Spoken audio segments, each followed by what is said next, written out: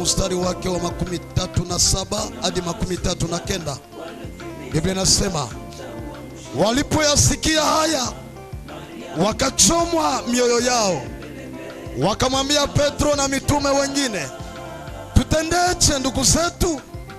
Petro akawaambia, tubuni mkabatizwe kila mmoja kwa jina lake Yesu Kristo, mpate ondoleo la dhambi zenu, nanyi mtapokea kipawa cha Roho Mtakatifu. Kwa kuwa ahadi hii ni kwa ajili yenu na kwa watoto wenu na kwa watu wote walio mbali na kwa wote watakaoitwa na Bwana Mungu wetu wamjie. Amina. Matendo ya Mitume sura 1 mstari wa 8. Neno la Mungu linasema, lakini mtapokea nguvu akiisha kuajilia juu yenu Roho Mtakatifu, nanyi mtakuwa mashahidi wangu katika Yerusalemu na katika Uyahudi wote na Samaria na hata mwisho wa nchi. Amen. Tunasoma kitabu cha Yohana 14:26. Neno la Mungu linasema hivi, lakini huyo msaidizi, huyo Roho Mtakatifu ambaye Baba atampeleka kwa jina langu, atawafundisha yote na kuwakumbusha yote niliyowaambia. Amen. Tunasoma Mambo ya Nyakati wa kwanza sura 28 mstari wa 9. Nawe Sulemani mwanangu, mjue Mungu wa baba yako, ukamtumikie kwa moyo mkamilifu na kwa nia ya kumkubali, kwa kuwa Bwana tafuta mioyo yote na kuyatambua mawazo yote ya fikira. Ukimtafuta ataonekana nawe, ukimwacha atakutupa milele. Amen. Kwa mwisho, Matendo ya Mitume 19 mstari wa 2. Neno la Mungu inasema, akawauliza, je, mlipokea Roho Mtakatifu mlipoamini? Wakamjibu, la, hata kusikia kwamba kuna Roho Mtakatifu hatukusikia. Amen. Haleluya. Kichwa neno yetu, acha Roho Mtakatifu aongoze kanisa. Haleluya. Acha Roho Mtakatifu aongoze kanisa. Yesu, muda wa kazi umemalizika. Yesu anaenda moja kwa moja kwa msalaba. Anafika kwa msalaba, Yesu anashinda. Yesu anaenda chini, anafufua kufufua, kutosha watu mahali walikuwa watakatifu, kuwabeba mahali watangojea ufufuko wa mwisho. Yesu anapitia na kuona mitume, anawaambia, musitoke Yerusalemu. Haleluya. Mpaka mtakapojazwa na Roho Mtakatifu. Na mimi nakwambia, usitoke leo mpaka utakapojazwa na Roho. Haleluya. Musitoke Yerusalemu mpaka mtakapojazwa na Roho. Yesu aliona hakuna Ukristo bila ujazo wa Roho Mtakatifu. Hakuna Ukristo bila ujazo wa Roho Mtakatifu. Mnajua ya kwamba Yesu alichagua mitume wake, walitoka Nazareti. Ukisoma maandiko inasema hivi, Nazareti kunaweza toka kitu chema? Maana ni watu waliozarauliwa, wanaonekana ba villageois. Njoo kumnasema batu ya kutoka kumapori, njoo bali toka Nazareti. Lakini Yesu alikuwa na babeba ku capital Yerusalemu. Bwana akubebe mahali pazuri leo. Asante Yesu. Naye Yesu akamwambia msitoke. Yesu alijua bila ujazo wa Roho Mtakatifu kazi ambayo nawaachia hawataiweza. Alijua ile ni kazi ngumu, hawawezi kuiweza. Tena ni watu wanatoka kuvijiji, inabidi wapate nguvu, na ile nguvu watakaoipata njoo itatuma iwapandishe juu. Hawa watu wote wa mji mkuu, kapitali Yerusalemu, na wengine wote watakuwa chini yao. Yesu alijua ile. Na sasa walikaa wakingojea, walitii, na Roho Mtakatifu akashuka kwao. Mnajua habari ya Petro. Petro ndiye yule ambaye alikaa na Yesu.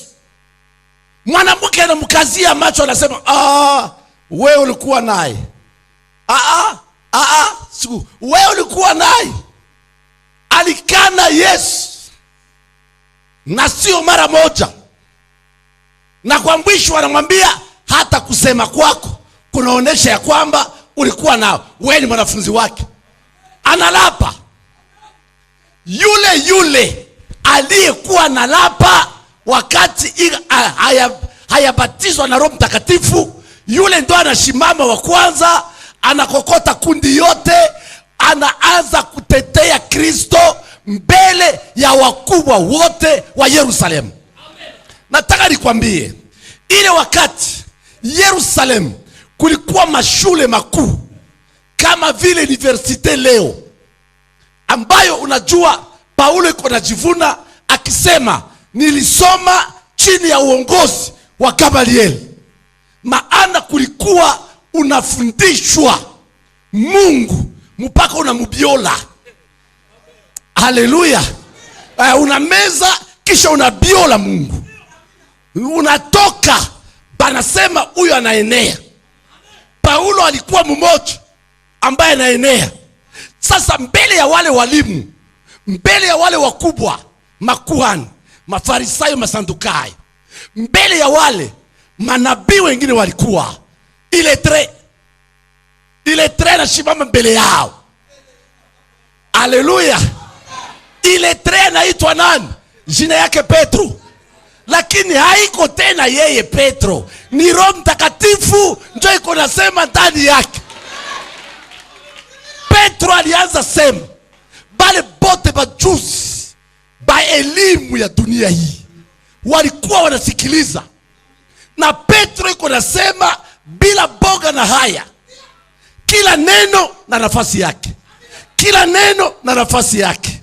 Ukijazwa na Roho, atasaisha mwenendo wako, atakupatia lugha inayofaa, atakutia mahali utashangaa. Watu watakao sikiliza unasema, batasema alisomeaka wapi? Huyu alisomeaka wapi? Juu elimu ya leo, nataka nikwambie, leo katika ulimwengu, diploma ya Afrika wapi? Haina kitu. Katika ulimwengu mkuu, ulisoma wapi? Nilisoma Amerika. Ulisoma wapi? Nilisoma ku Sorbonne, Paris. Ulisoma wapi? Mie nilisoma Uingereza. Na wewe ulikasoma wapi? Mie nilienda pata cheti ya mwisho Japan, universite kubwa ya Japan.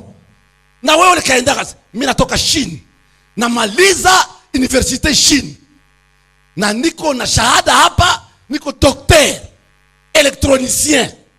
Batu bote banatetemeka. Uko na elimu kubwa na hauwezi kuivunja. Ni elimu ya duniani. Yesu alijua ile yote. Yesu akageuka akasema, ya kuvunja mabega ya hapa babwana ni Roho Mtakatifu. Haleluya. Roho aliposhuka ndani ya Petro, bale wanaume bote biko pale, bote biko wanasikiliza. Sa Petro anamaliza, anafika mwisho, Biblia inasema wote wakavunjika moyo, wakasema, ndugu yetu, tufanye nasie nini tupate kupona? Ningalipenda mama, ningalipenda kijana uko hapa, baba uko hapa, mtu akuje mbele yako akwambie, hivi unaikalaka nasie tufanye aye tukue kama weye? Watu tu wakuangalie, bana kuangalia tu, wewe usemake, lakini matendo yako wanaifuataka. Na mwisho bakuulize, hivi wewe unaikalaka? Bwana, utuambie nasie tukue kama wewe bwana. Hivyo Petro akajibia, tubuni dhambi zenu, tubuni zambi zenu mkabatizwe. Petro kuna bambi bale bakubwa mbele alibaogopa. Alipojazwa na Roho, boga ilisha. Boga ilisha. Nataka nikwambie, katika Israeli si kila mtu angalihubiri, si kila mtu angaliingia hekaluni na kufanya kazi ya Mungu. Mungu alikuwa tayari amepanga. Alipanga Walawi. Mpale Balawi njo muko bakuhani ambao wao njo watahusika na mambo yote ya kanisa. Mambo yote ya kanisa, mambo yote ya dini. Hakuna mwingine mpaka Walawi. Lakini Mungu huyu, ukisoma kitabu ya Agano la Kale, utakuta kuko mtu mmoja ambaye alionyesha sura ya yale yatakayotokea kwa Agano Jipya. Ule mtu haitwa mwingine. Ule mtu anaitwa Samuel. Samuel hakukuwa Mlawi, alikuwa Mwefraimu. Huyu kwa katika wale watoto wa Yusufu ambaye alizala huko Misri, jamaa ile moja Efraimu, ndio mule Samuel alitoka. Sasa huyu Samuel, wakati mama yake anamtoa sadaka, yeye tu ndio kwa Agano la Kale banaenda kumweka katikati ya sanduku la agano na chandelier. Hapa kulikuwa moto ambayo ile tala yenyewe haiwezi zimika. Samuel hakukuwa kama mtu. Samueli alikuwa sadaka, na sadaka banajua kuichunga. Samueli bakamweka katikati, sanduku la hekalu, sanduku la agano liko hapa, na hapa kuko ile tala ya kuwasha mwekalo. Kale kabwana kio pale katikati. Pale ile fasi alikuwa na ikala Samueli, banaita patakatifu pa patakatifu. Sasa yeye hangistahili kuikala pale, paske yeye haiko Mlawi. Lakini Mungu akipendezwa na wewe, Mungu akipendezwa na wewe, Mungu akipendezwa na wewe, Mungu akipendezwa nasi, atatunyanganyia benyabiko vyetu. Haleluya. Mungu akipendezwa nasi, atatupatia ile ambayo haikukuwa yetu. Twende kwa Agano Jipya. Yesu alipomwanga Roho Mtakatifu huyu Petro kuanza kuhubiri watu,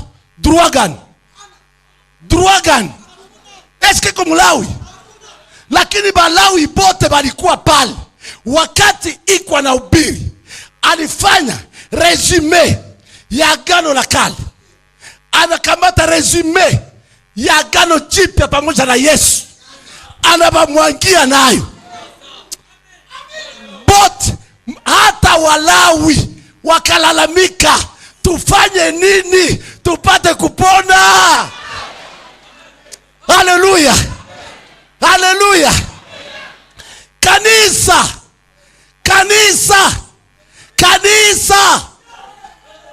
tunachoka na maandiko ya bure. Hapa ni kanisa la Kipentekoste. Unaingia ndani hauone Kipentekoste, unakuta ni dini lingine tofauti na Kipentekoste. Wanaoliongoza hawaliongoza katika roho, wanaliongoza katika mwili. Acha nikwambie mpendwa wangu, wakati Yesu alimwaga Roho Mtakatifu, wakati Roho Mtakatifu alifika, kila mmoja alipata karama yake. Maana wakati ulimeza Roho, kila mtu kinywa ilikuwa wazi. Haleluya.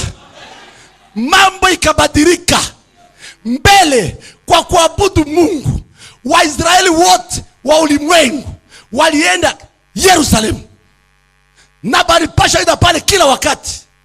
Njo pale banaabudu kwenye kuko sanduku la agano, na kwa ile hekalu ambayo Bwana Samueli alikuwa analala katikati, sanduku la agano na hapa chandelier yani tala.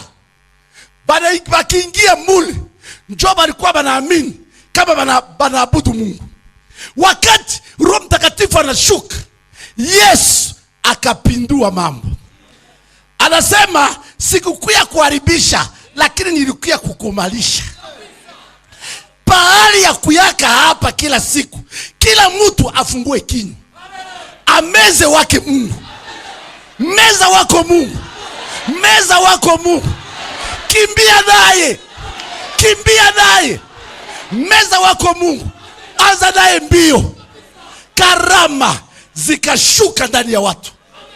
Banaume bote, bamama bote, habari ya kufungia bamama njia kama hawezi ingia patakatifu, Yesu akaipiga kipasi kwa jina la kila mmoja akajaa. Sasa kila mmoja bakaanza kumchagua kwa huduma kufuatana na karama yake. Mitume wanaingia, biko wanaomba. Mungu anasema nitengeeni Barnaba na Paulo kwa kazi niliwaitia.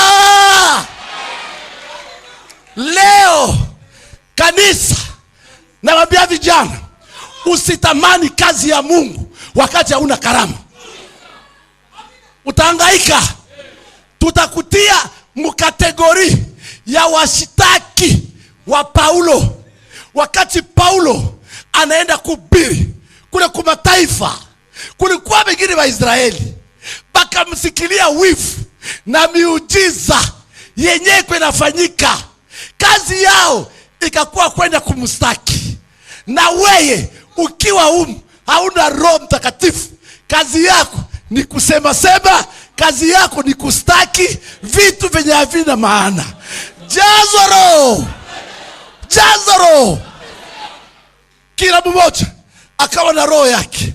Narudia mpendwa, nataka nikwambie, usitamani kazi ya kanisa, usitamani uchungaji, upasteri, uimbaji, uinjilisti, ushemasi na hauna roho, hauna ile karama. Hapana. Kupata bugali, murisikie wa pastor, murisikie wa Kristo, kuko njia yote mu maisha yako unaweza pata bugali ya kula. Inajaa, njia ni nyingi. Nyie mgali vijana, mwende kwa shule, soma shule, kuja utapata kazi. Lakini kuingia kanisani, uhakikishe siwezi kubakia hapa bila yangu karama. Nitakuwa mshtaki wa wenye haki, nitakuwa mshtaki wa wenye haki. Hakikisha. Paulo, kwa kuwa alichaguliwa na Mungu, kwa kuwa ni Mungu alimchagua, sikia yaliyofanyika. Paulo anaenda, kitabu karibu yote ya Matendo ya Mitume, habari za Paulo, moto inawaka. Moto inafanya nini? Inawaka. Ni Paulo iko naenda, anaandika vitabu. Kitabu ya Warumi ni Paulo, moto inawaka. Wa Korinto, Paulo, moto inawaka. Wa Tesaloniki, Paulo, moto inawaka. Wa Galatia, Paulo anakia kufikia, anasema sitamaliza bure, nikuwe na wengine wenyewe wananifanana.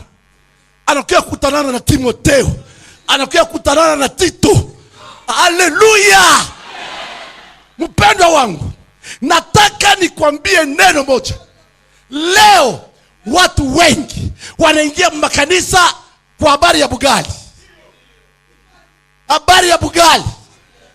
Koma kwa jina la, utahangaika. Hamuna kitu.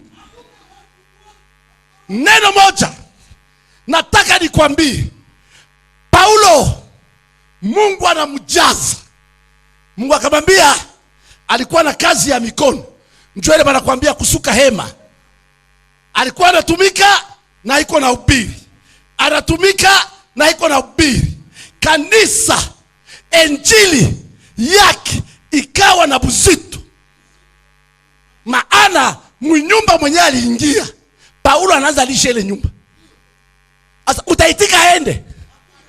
Yendo anaingiza 25 ya bonga. Na nakuuliza mama sai pale kwa barabara kuko getre. Baba yatoka.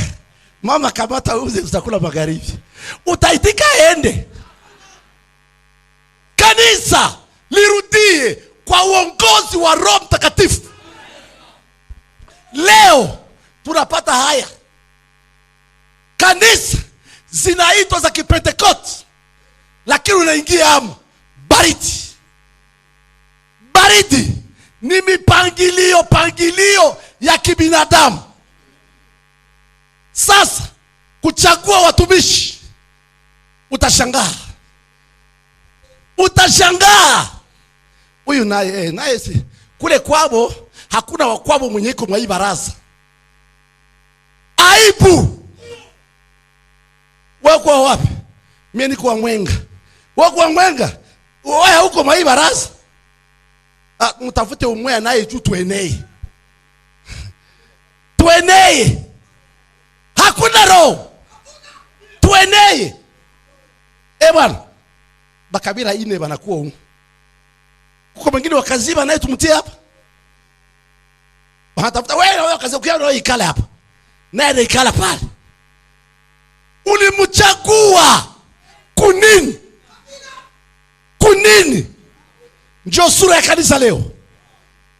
Mwisho ya ile makelele, vita na fuyo. Mnichagua mtu hajue hana kitu. Nauliza wa mama, eske bure inapaniwaka? Sindo bana sema kabusha burahanwa. Utapana kinyauna. Fuyo ya makanisa. Roho Mtakatifu haiko. Makelele kila siku. Makelele. Lakini Paulo aba mitume abakuwa wanajua Paulo. Hapana. Alikuwa angalia anaokoka. Akafichama kule Dameski. Kisha akaenda kwao. Ndo kisha anakuja anarudia pole. Ba mitume biko wanaomba. Mungu anashuhudia. Nitengeeni Barnaba na Paulo. Mnajua juu ya nini? Mungu alianza na Barnaba bali ya kuanza na Paulo. Alianza na Barnaba kwa kuwa Barnaba ndo mitume walikuwa wanajua. Sasa ndo anamchomeka hako na Paulo. Hakuna ubishi. Bali jua Barnaba. Barnaba naye akashuhudia Paulo. Gisi mnanijua. Hii bombe niko nayo huko nyuma yangu.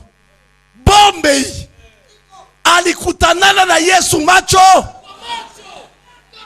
Huyu akaenda kuwingu ya ngapi?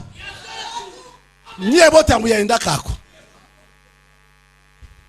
Haleluya. Mnachoka. Roho aongoze kanisa.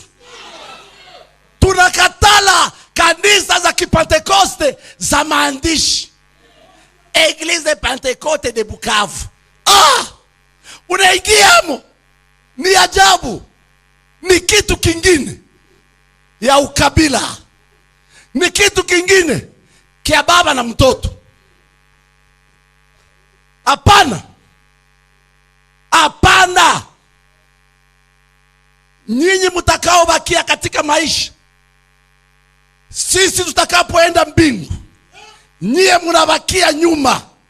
Mtu mmoja asiingize mtu mkanisa ambaye haenei na ana yake karama. Juu inawezekana ni ndugu wa Masilia, naye Masilia ni kuwaka mchungaji hapa. Situmike hapa mchungaji juu ya jamaa. Natumika mchungaji juu ya roho yangu kwenda mbingu. Jina la Bwana lipewe sifa. Jina la Bwana lipewe sifa.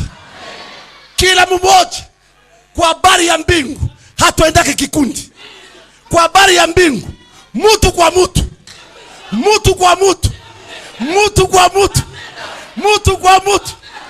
Hakuna bibi, hakuna watoto. Mutu kwa mutu. Ukiwa ndugu yangu, ukiwa mtoto yangu, kaza, tafuta yako karama. Watu watakapoiona watasema anafanana yule. Sasa bakuweke juu unafanana ule, hapana juu alikuzaa. Ikome kwa jina la,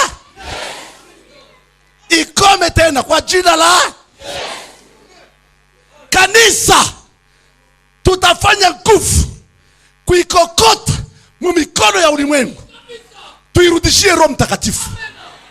Atupangie programu, atupatie watu wanaofaa, atupatie mashujaa watakao shimama wakieleza Injili. Diploma ya universite isiwatishi. Haleluya. Kazi ya kwanza ya Roho Mtakatifu, anatosha woga mwa wale watu walio wake.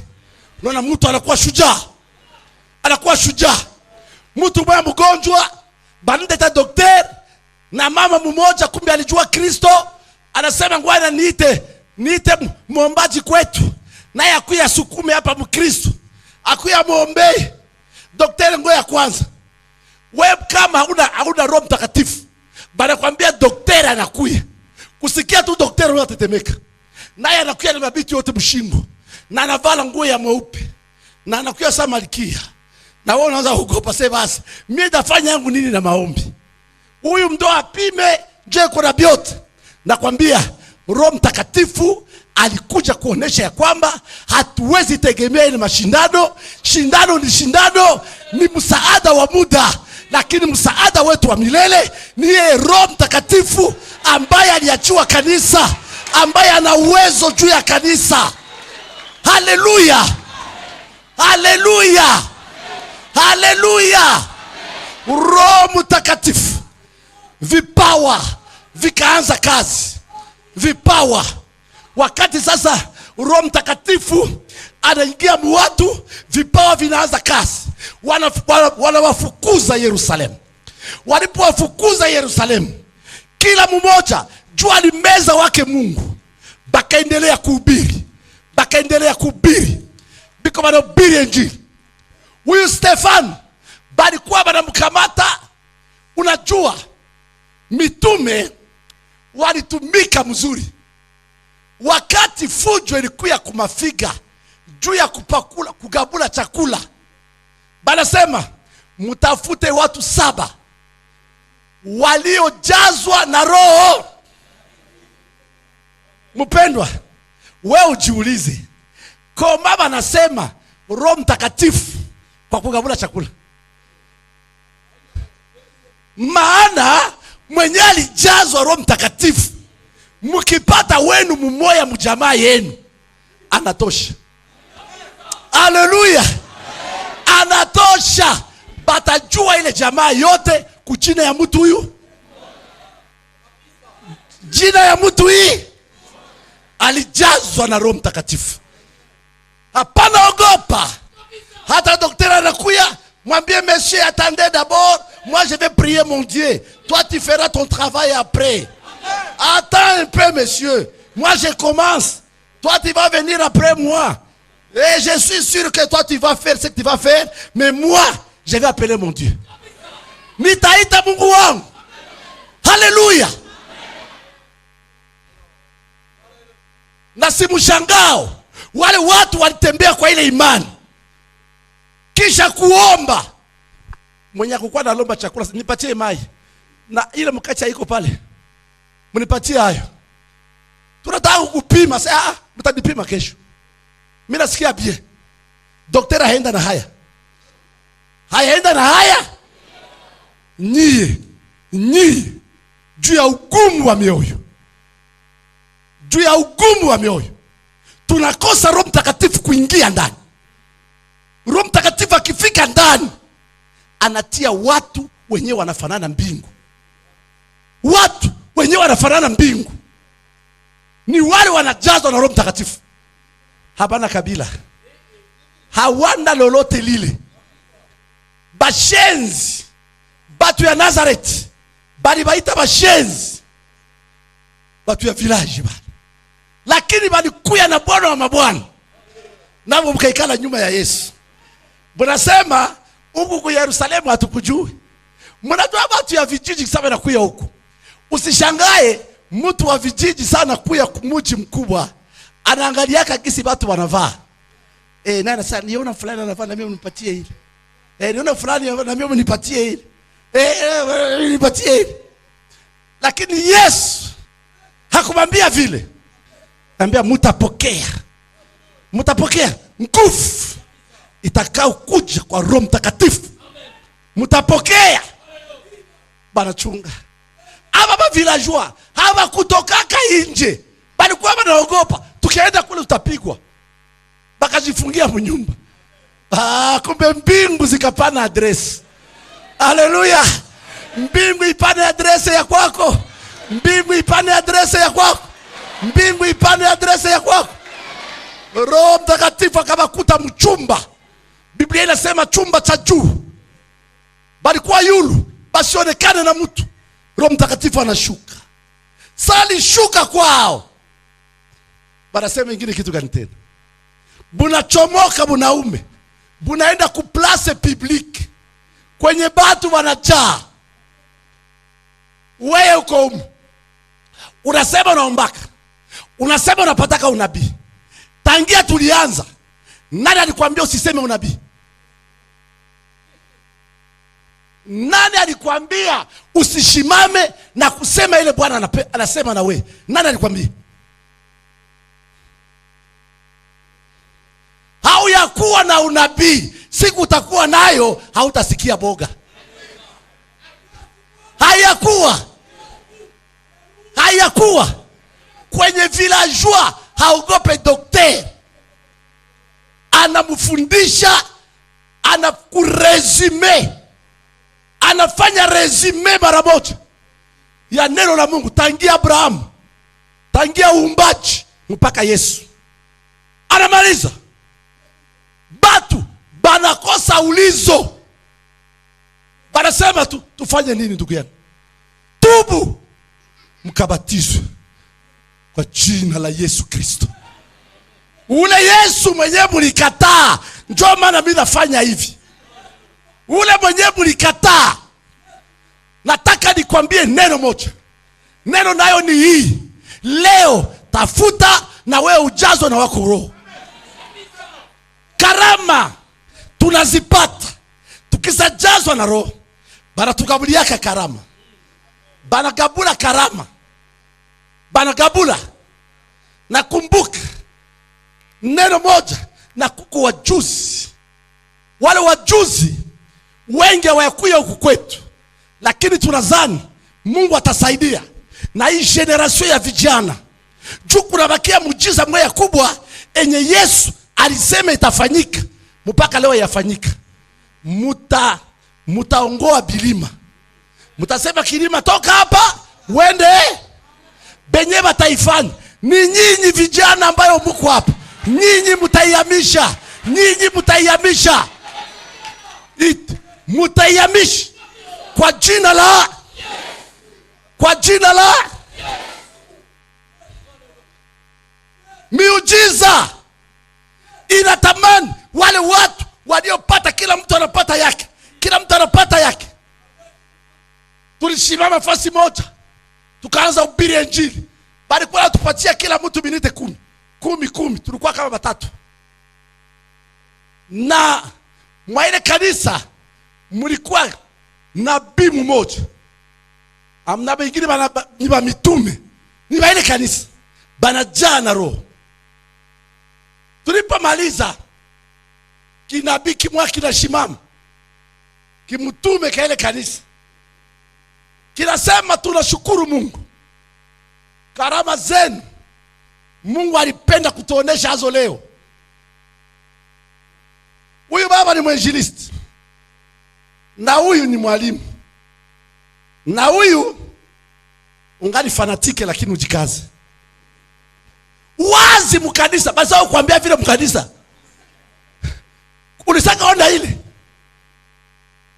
Tulikuwa kumuchi mwezi vile moja ya Sweden. Njoo ile. wanatupanga vile. Mwenzetu tunamwangalia, ungali fanatiki, hakuna wa kusema. Kama kitu ni kweli, watu wanafungaka kinywa. Natamani tujazwe na Roho. Kila mtu na yake karama.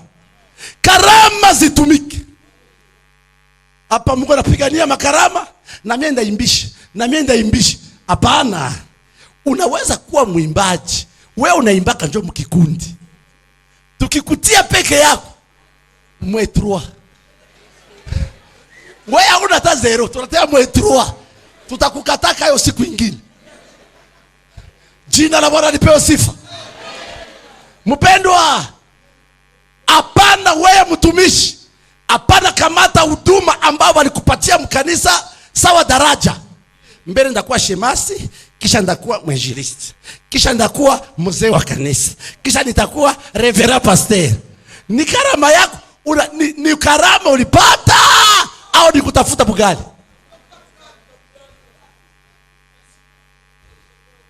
Leo politiki ilijua ya kwamba kanisa mnakuwa watu wengi. Muko watu wengi. Anaweza kujikamatia watu mule, aikale mule juu ya maintention yake politiki. Lakini siye Mkristo, hakuokoka, hana kitu. Na wale watu wanapoteza mara kwa mara, wanafichika udhaifu yao na bumakali makali mwenye habuna maana. Ukipenda kanisa, tafuta karama. Ukipenda huduma ya kanisa, tafuta karama. Hapana bugali. Iko hatari. Mpendwa, mtu mmoja akatuambia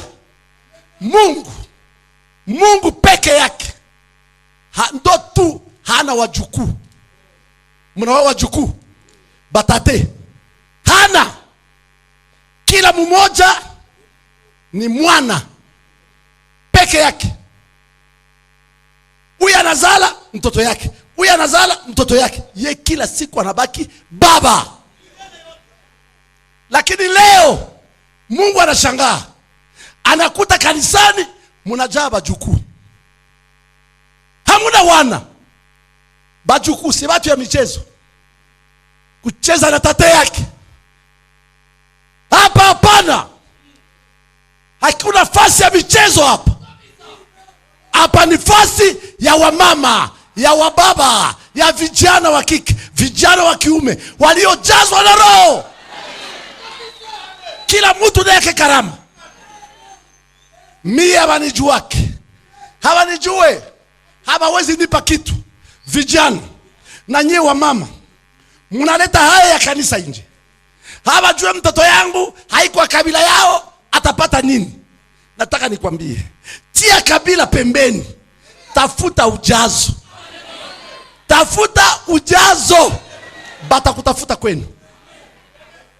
Haleluya, haleluya. Nyie vijana ambao mko wainjilisti, na sie tunasikia tuko kanisani, ulikuwa na mkutano yako hapa nje. Mara ngapi nawaambia mfanye mikutano hapa nje? Haiko. Kila mtu anapenda hapa. Sio Biblia. Biblia inasema hapa ni nafasi ya wazee. Kazi yao kushauri na kufundisha. Ukuchagua mchungaji, batajua kama ulijazwa na Roho. Batajua hakika kama unaweza kuhubiri, kama unaweza kushauri kanisa. Unabakia pale. Ile unasikia uinjilisti ni kipawa kikuu. Kipawa kikuu. Juu yeye njoo anaenda kufront. Nikitaka kukwambia mwinjilisti anashinda mchungaji. Juu mchungaji yeye anakamata nyama yenye mwinjilisti alisaua. Baba uchinje ukule. Yeye ndo anaikala kufront. Yeye iko napata mishale ya wapagani. Mishale ya wapagani. Lakini ingawa hivyo, anajazwa na Roho. Sawa Stefano. Stefano alipojazwa na Roho, anaanza sema mbele ya watu. Stefano alikuwa anasema, banasikia wivu. Elimu yenye kupita mipaka. Wivu. Wivu. Bana mkokota. Banaanza. Bana mpiga mawe. Lakini mbingu ikasema. Stefano anasema, Baba wasamehe. Maana wangalijua kenye banafanya, habangalifanya hivi. Mpendo wangu, nataka nikwambie, hapana bakiaka mkanisa kusema mie niko na kale pa kushemasi, siku mwenda kuwa pastor. Hapana.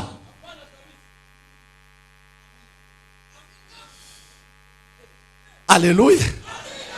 Haleluya. Haleluya. Haleluya. Jina la Bwana lipewe sifa. Jina la Bwana lipewe sifa. Neno moja, unaweza kuwa shemasi, kipawa ya uinjilisti ndiko ndani yako. Baada kukuta uko na ubiri. Kwa Matendo ya Mitume ni nani ule? Si ni Filipo? Alichaguliwa naye mwele kikundi. Lakini pamoja na hiyo, iko na ubiri injili. Kijana, ubiri injili. Tafuta yako kipawa. Usipoteze muda kanisani. Usipoteze. Unapenda upasteri juu ya nini? Huyu mwenye kuna ngoya avale mpaka banampatia.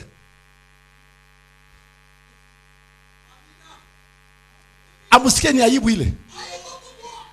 Mbele uvale, baada kuletea koti. Baba nilikuletea hii koti. Oh. Sio maisha. Nye mgali vijana, Mungu akutie, atakupa kipawa. Akikutia, atakupa kipawa. Na atakupa roho ya kuvumilia. Na we kila siku utapanda juu. Na maisha yako ya taabu hautaiangalia. Utaangalia nini? Msalaba. Haleluya. Haleluya. Jina la Bwana lipewe sifa. Mama, wanasema bana kudharau. Mama, kwanza upate kipawa. Kipawa ya unabii. Mama anakuwa prophetess. Kuko wanawake wengi manabii wa kweli, hapana mchezo. Tulikuwa na Mariamu. Unafika unaogopa. Aliyetubeba kwa Mariamu mara ya kwanza ni mchungaji marehemu Yoeli Byalungwa. Mie na mke wangu na mama Christine, tunaikala. Mlikuwa boga, nikanyumba kadogo. Mekale kanyumba kadogo, buko boga.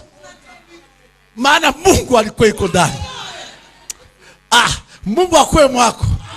Mungu akwe mwako. Mungu akwe maisha yako. Pepo hazitapita. Pepo zitaogopa. Kwa jina la tunaikala hivi. Anakuambia maisha yako yote. Na anakuita kwa jina yako. Na ya kuonaka, wewe hujue unatoka wapi, hajue nani, anasema jina yako na anasema mambo yako. Kwa kisi ule mwanamke Msamaria ajue Yesu, ilibidi tu Yesu anamwambia, ndio unasema kweli, kama una mume unasema kweli, kwa kuwa uko na baba na ule mwenye uko naye pia iko wako. Eske mwanamke akutubu? Muje muone mtu ambaye ananiambia mambo yangu yote. Eske watu wamekufika? Hapana, ngoya mwanadamu akutilie mkono. Mungu Yesu Kristo akutilie mkono. Maana kama yeye anakutilia mkono, nani ataitosha? Ndio maana unaona leo bweskro bunaingia mkanisa juu ya watu ambao wakuita. Banakuwa na taarifa ya kuombea. Unakuja na hitaji yako. Hitaji ya nguvu hii. Hii hitaji iko nguvu. Utaleta 10 ya mafranga ya dolari. Ukikutana na watu kama wale, jua njoo hapa. Toka na ukimbie. Uko mbele ya pepo kwa jina la. Toka ukimbie. Uko mbele ya pepo. Ni watu walizani wanaingia kanisani juu ya kupata pesa. Na mkanisa haiko fasi ya kupata pesa. Kanisa ni ya watu ambao waliokoka. Watu waliozarauliwa kutoka Nazareti walipofika mkapitali Yerusalemu, wakageuza kapitali Yerusalemu kuwa kapitali ya watu waliobatizwa na Roho Mtakatifu. Ulimwengu wote presence yao mune mkapitali. Presence yako mbele ya wapagani, kuwepo kwako mbele ya wapagani, watetemeke, waseme hatuna mtu wa kawaida hapa. Hatuna mtu wa kawaida hapa. Yesu akushote kidole. Natamani mpendwa, wewe unakuwa hapa, tujazwe na Roho Mtakatifu. Tena nasema tujazwe na Roho Mtakatifu. Jazwa na Roho. Hostinai. Jazwa na Roho Mtakatifu. Zamani wakati walitaka tafuta watu wa kuombea, waliuliza kwa huduma, mnamjua yeye? Ndio. Imani yake kuna namna gani? Imani yake inashimama. Ndio. Tayari amebatizwa na Roho Mtakatifu? Banasema ndio, amebatizwa na Roho.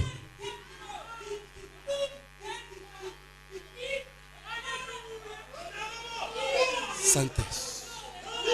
Santes.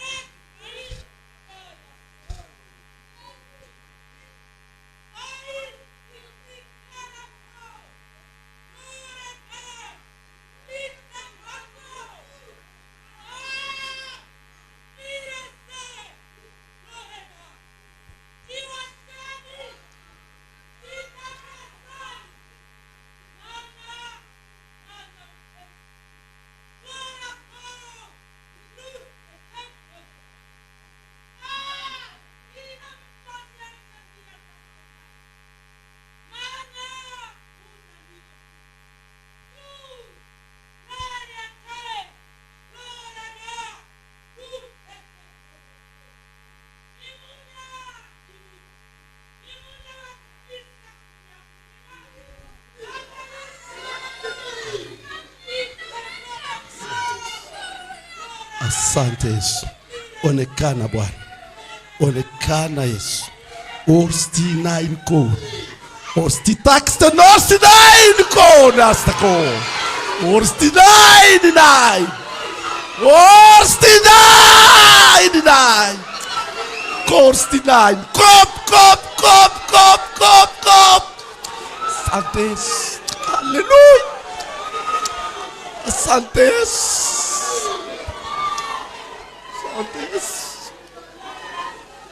Hallelujah, hallelujah, hallelujah.